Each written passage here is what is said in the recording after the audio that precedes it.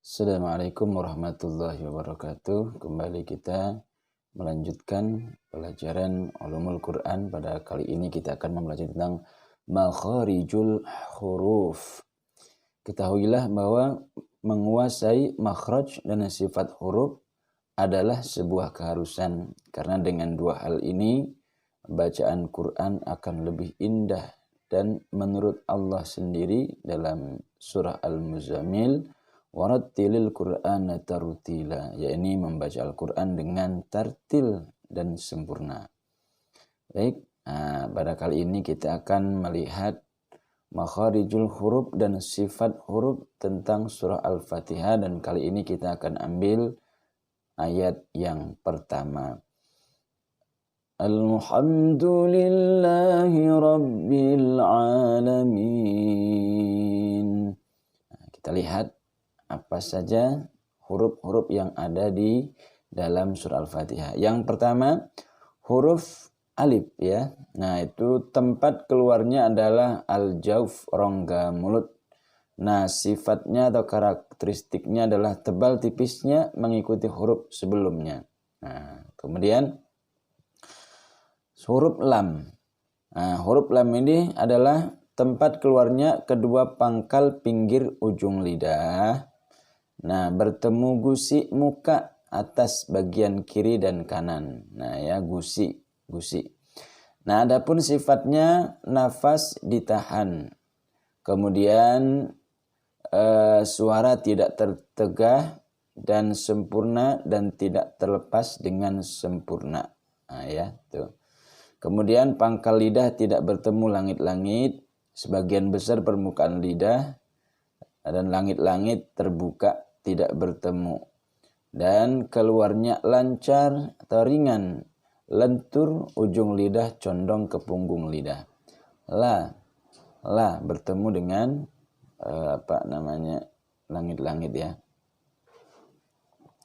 Nah, baik, selanjutnya adalah huruf yang ada pada surah Al-Fatihah. Kembali kita adalah huruf H. Nah, kita lihat tuh huruf H. Tempat keluar huruf H adalah tengah tenggorokan bagian tengah. Sifatnya atau karakternya adalah nafas berhembus. H. Kemudian suara tidak tertahan. Ha, hi, hu, ba. Nah, jadi meskipun dia mati, rokhawah ini adalah tetap dia seperti seolah-olah hidup ya. Pangkal lidah tidak bertemu langit-langit. Sebagian permukaan lidah dan langit-langit terbuka tidak bertemu.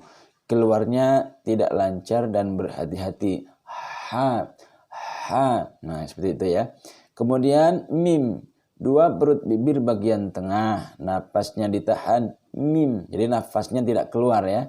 Suara tidak tercegah dan sempurna dan tidak terlepas dengan sempurna. Yakni bayyinah antara keduanya.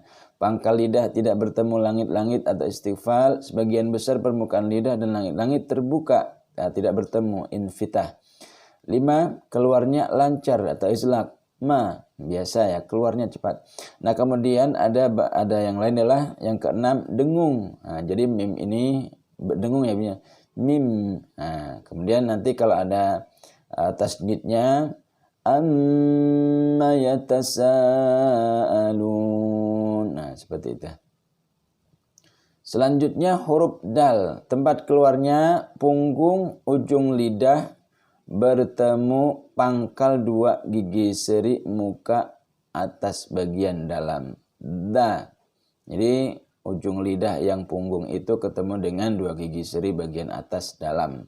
Nafas ditahan, da, artinya kan tidak keluar nafasnya. Suara tertahan, syiddah, da. Pangkal lidah tidak bertemu langit-langit, sebagian besar permukaan lidah dan langit-langit terbuka tidak bertemu, infitah. Keluarnya tidak lancar dan hati-hati, da. Kemudian memantulkan suara tambahan ketika dia mati ya. Qul huwallahu ahad. Nah, itu dadi dubad. Kemudian huruf H, tenggorokan yang paling dalam, aqsal halqi. H ini ciri-cirinya nafas berhembus. Ha, hi, hu, bah. Suara tidak tertahan, rakhawah, bah. Nah, ha itu ketika mati dia rokhawah, tetap berjalan ya. Pangkal lidah tidak bertemu langit-langit, bagian permukaan lidah dan langit-langit terbuka tidak bertemu. Keluarnya tidak lancar dan hati-hati. Ha, seperti itu. Kemudian huruf ra. Huruf ra keluarnya adalah ujung lidah mengarah dekat punggungnya dipertemukan dengan langit-langit depan sesudah makhraj nun. Nah, kita lihat ciri-cirinya atau karakternya. Napas ditahan, ra. Yang kedua, suara tidak tercegah dan sempurna dan tidak terlepas dengan sempurna, bayyinah. Pangkal lidah tidak bertemu langit-langit, sebagian besar permukaan lidah dan langit-langit terbuka tidak bertemu. Keluarnya lancar, ringan, lentur ujung lidah condong ke punggung ya, ke punggung lidah. Satu kali getaran halus ujung lidah ya, tidak boleh banyak getaran. Ra, enggak boleh ra, enggak boleh. Ya, tapi sekali getaran aja. Ra. Nah, seperti itu. Kemudian huruf ba. Huruf ba ini keluarnya dua perut bibir bagian dalam. Nah, yang pertama adalah napasnya ditahan. Ba. Jadi enggak keluar napasnya ya. Suara tertahan, pangkal lidah tidak bertemu langit-langit.